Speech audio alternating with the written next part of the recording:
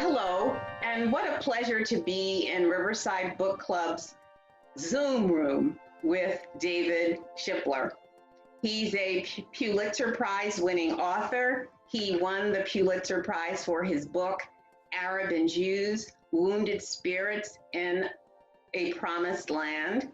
And he's the author of The Working Poor, Invisible in America, among many other books of acclaim. In the interest of time, I'll post all of that on Riverside Book Club Facebook page so that you can find out more about David, about his other awards, and his life achievements. Many awards, much acclaim, indeed. But for me, it's David Shipler's longtime career as a New York Times journalist that played such a transforming role in my life. When David was a city staff reporter at the New York Times, he and another journalist, Mike Kaufman, who's now deceased, helped me and 6 or 7 other high school seniors in Queens, in Corona, East Elmhurst, to start the first community-wide newspaper written and produced by high school students in Queens. We named it the Transition Press. From then on, about every 10 years or so, I'd reach out to David, even if inadequately and incorrectly, just to let my journalism mentor and writing mentor know what a difference he made in my life. And now in my son's life, who just happens to be a writer and a journalist. David, thank you, and welcome to Riverside Book Club's Zoom room. Thanks very much, Luvon. It's just wonderful to reconnect with you after all these years. And I want to thank you for that. And it's clear that your generous spirit and your quest for justice is strong and enduring. For example, just 5 years ago, you published Freedom of Speech, Mightier Than the Sword. And I want to make certain to mention your influential blog, The Shipler Report. I'm one of your thousands of subscribers, David. Thanks. And today, in this moment, you've generously agreed to introduce Riverside Book Club to one of your books, The Working Poor, Invisible in America. So let's talk a bit about your book, The Working Poor, Invisible America. I want to start with this question. What 3 learnings or realities do you want Riverside Book Club to encounter, or can we say experience, in your book, The Working Poor, Invisible in America? There's several things, Luvon.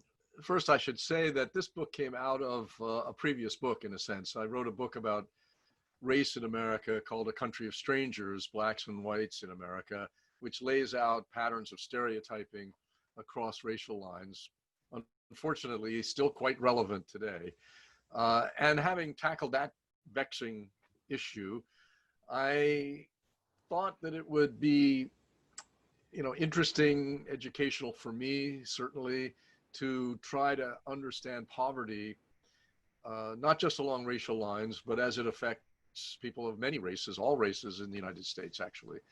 So I spent about 5 years with families who were working mostly, but were never able to rise very far above the poverty line, sometimes were below the poverty line, and who were willing to let me come back into their lives again and again and again to,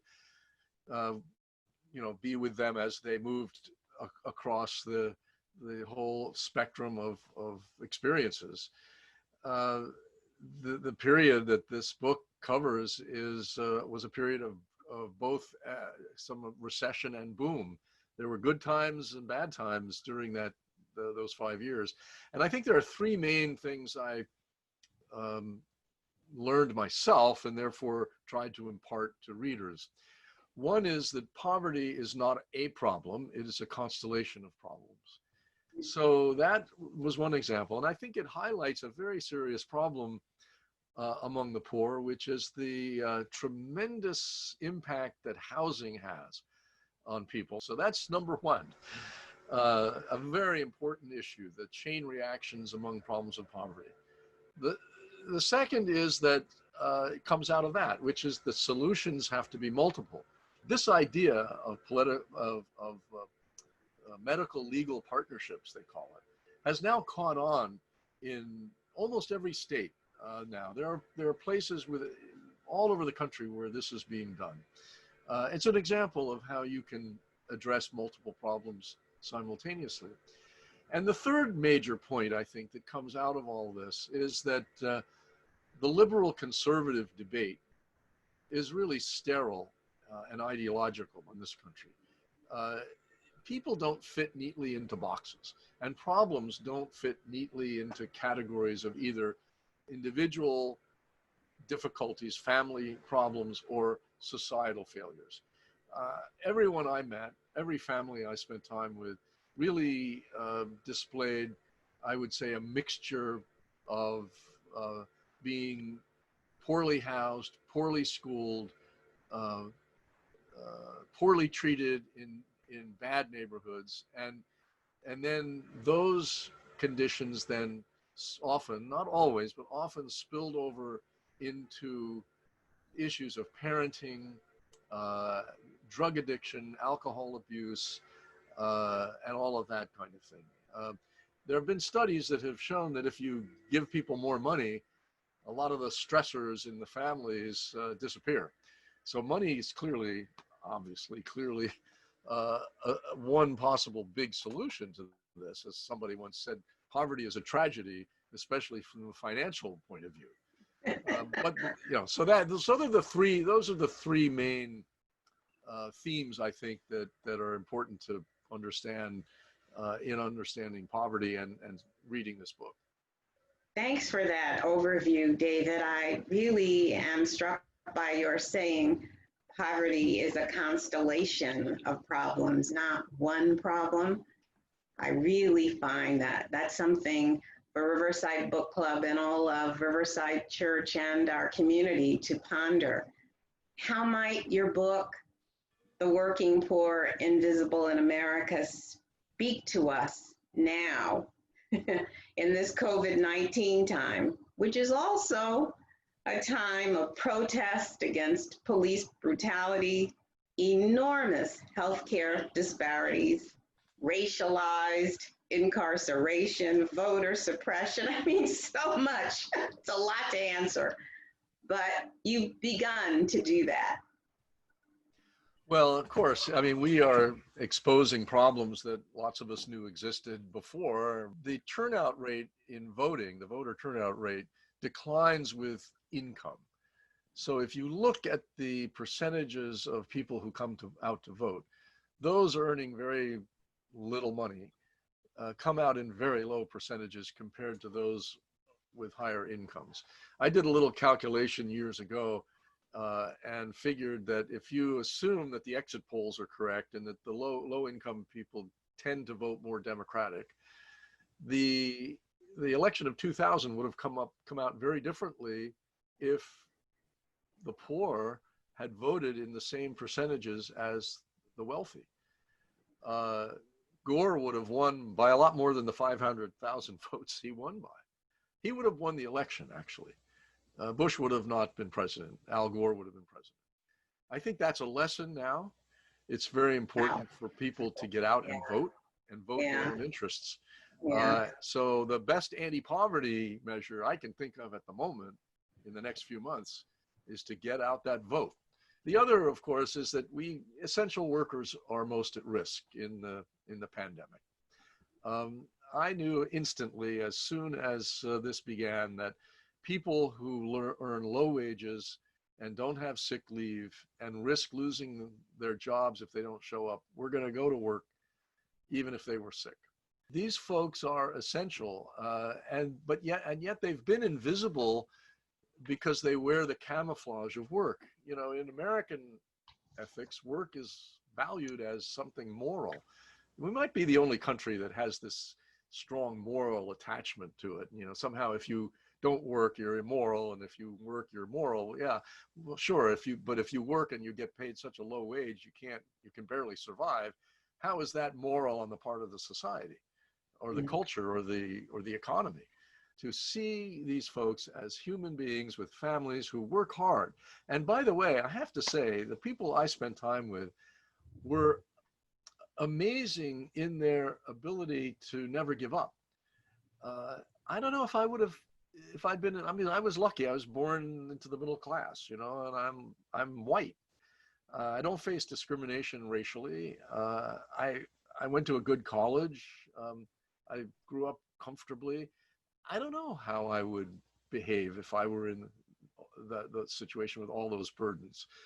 I really admired these folks, and they suffered from a lot of problems, and some were of their own making. Let's face it. I mean, I asked a couple of families to keep budgets just so I could see where their money went, and they were quite surprised at how much they were spending on cigarettes, how much they were spending on fast food restaurants when they got through.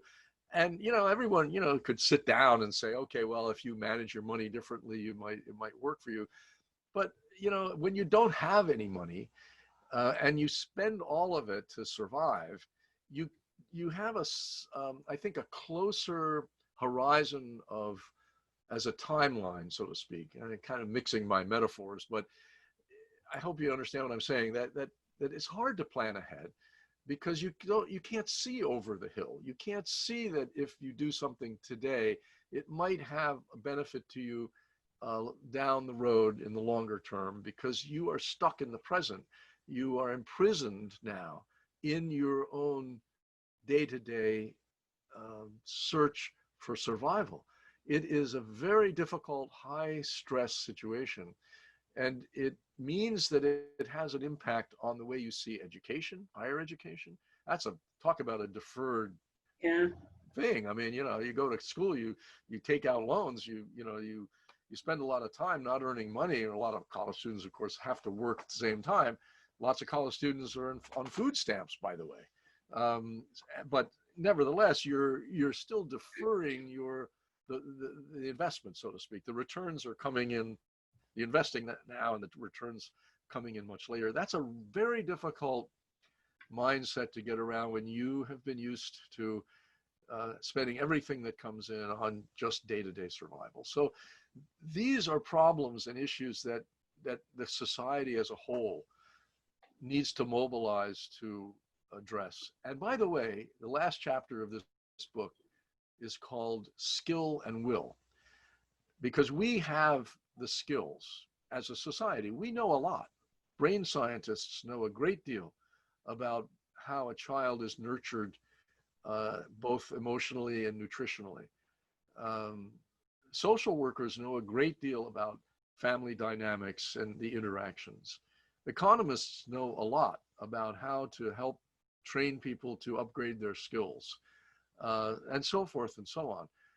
But we don't apply those skills in a broad way because we just don't have the will to devote the resources to do it. Thank you for providing that rich resource for Riverside Book Club to ponder, particularly because we focused on your book, The Working Poor, Invisible in America. If you do read the book, I'd be very interested in hearing feedback from you and reactions and thoughts. Are you kidding? If they vote to read the book, we'll invite you to come to talk with us. Great, I'd love to do that.